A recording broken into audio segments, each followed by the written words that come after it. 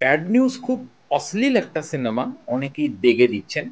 কিন্তু ব্যাড নিউজে এমন একটা সাবজেক্টকে মানে সাবজেক্ট নিয়ে কাজ করা হয়েছে, যে সাবজেক্টটা নিয়ে আজ পর্যন্ত হলিউডেও কাজ করা হয়নি, এবং পৃথিবীর অন্য কোনো ইন্ডাস্ট্রিতে এই সাবজেক্ট নিয়ে কাজ করা হয়নি, এবং এই সাবজেক্টটা কিন্তু এক্সিস্ট করছে মানুষের দৈনন্দিন জীবনে।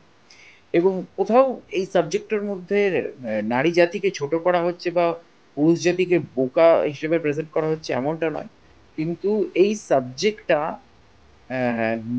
যে প্রেজেন্ট করা যায় এবং কমেডির মোড়কে প্রেজেন্ট করা যায়, এত সিরিয়াস একটা সাবজেক্ট যে সাবজেক্টের জন্য অনেক ডিভোর্স হয়ে যায় বা অনেক সংসার ভেঙে যায় বা অনেক ঘর গৃহস্থ ভেঙে যায় পরবর্তীকালে প্রমাণিত হলে।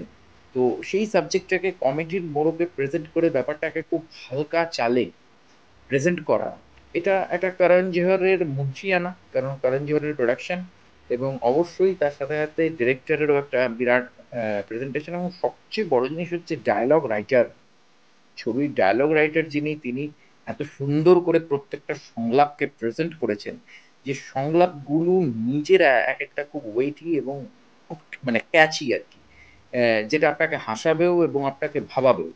তো এক্স্যাক্টলি সেই জায়গা থেকে দাঁড়িয়ে প্রত্যেকটা সিনিয়র মানুষের উচিত একবার করে ব্যাড নিউজ দেখার, কেননা এরকম একটা বিষয় যে আমাদের সমাজে রয়েছে, এবং এই বিষয়টা এতটা জটিল, যেটা অনেকেই গোপন করে যায়, যেটা অনেকে সামনে আনতে চায় না, বা অনেকে ব্যাপারটাকে পুরোপুরি চেপে যায়। এবং সেই বিষয়টা যে মানে যে যেটা নিয়ে সাবজেক্ট, যেটা নিয়ে গল্প, সেই বিষয়টা এতটা সুন্দর কমেডির আকারে প্রেজেন্ট করা যায়, এবং এরকম একটা সাবজেক্ট থাকা সত্ত্বেও গল্পটাকে কিন্তু ওয়ার্ড গ্রুপসের মতন একদম ভালগার সেক্সুয়াল ছবি কিন্তু বানায়নি ডিরেক্টর। ছবিটাকে যথেষ্ট ফ্যামিলি ফ্রেন্ডলি সিনেমা বানানো হয়েছে। তো সেই জায়গা থেকে দাঁড়িয়ে তৃপ্তি দিমরির এটা ফার্স্ট লিড রোলের কাজ। এর আগে আমরা তৃপ্তি দিমরিকে অ্যানিমেলে দেখেছি। অ্যানিমেলে যেখানে তার বিখ্যাত একটা নাম হয়েছিল ভাবি টু, এবং তার নামটা এখন ইন্ডিয়ান ফিল্ম ইন্ডাস্ট্রিতে ভাবি টু হিসেবেই চলছে। তো যাই হোক, সেই ভাবি টু, যদিও অ্যানিমেল পার্ট টু তে তৃপ্তি দিমরির একটা খুব ইম্পর্টেন্ট চরিত্র রয়েছে, ইম্পর্টেন্ট একটা লিড রয়েছে, সেটা আমরা জানি। তো সেই জায়গা থেকে দাঁড়িয়ে তৃপ্তি দিমরির প্রথম লিড ছবি, এবং উল্টো দিকে ভিকি কৌশল দাঁড়িয়ে আছে। আর ভিকি কৌশল এমন একটা অভিনেতা, যে নেপোটিজম থেকে উঠে আসলেও নিজের জাত চিনিয়েছে নিজের অভিনয়ের মাধ্যমে। যার আগের ছবি আমরা দেখেছি উড়ি বা আহ, শ্যাম বাহাদুর, যেখানে সে ছাপ রেখে গেছে সে কত বড় অভিনেতা, এবং প্রত্যেকটা জনরাতে সে তার খেলা দেখায়।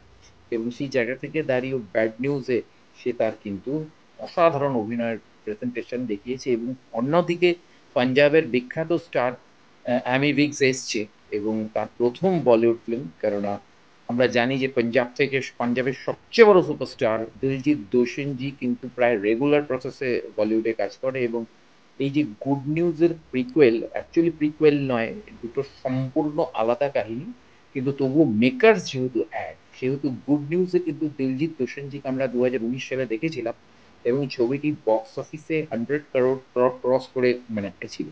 সেই সেম মেকার্সরাই যেহেতু ব্যাড নিউজ এনেছে, এবং সেখানে দিলজিৎ দোসাঞ্জি পাঞ্জাবের সবচেয়ে বড় সুপারস্টার, মানে পাঞ্জাব ফিল্ম ইন্ডাস্ট্রির সবচেয়ে বড় সুপারস্টার গায়ক নায়ক, তারপরে অ্যামি উইককে এই ছবিতে ইন্ট্রোডিউস করা হচ্ছে বলিউডের সামনে।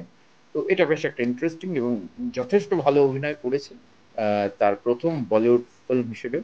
আহ, ছবিটা দেখা যায়, এবং ছবিটাকে সত্যি কথা বলতে অনেকে অশ্লীল বলছে বা অনেক অনেক কিছু বলছে, কিন্তু ছবিটা আমার খুব ভালো লেগেছে। এবং ছবিটা আউট অফ 10 একদম 8.5 ডিজার্ভ করে, যদিও আমি রেটিং এ বিশ্বাসী নয়, কিন্তু তবুও আমি রেটিং দেওয়া শুরু করছি, কারণ এটা অনেকেই বলছে যে এবার রেটিং দেওয়া উচিত। তো যাই হোক, দেখা হচ্ছে পরের ভিডিওতে। নমস্কার।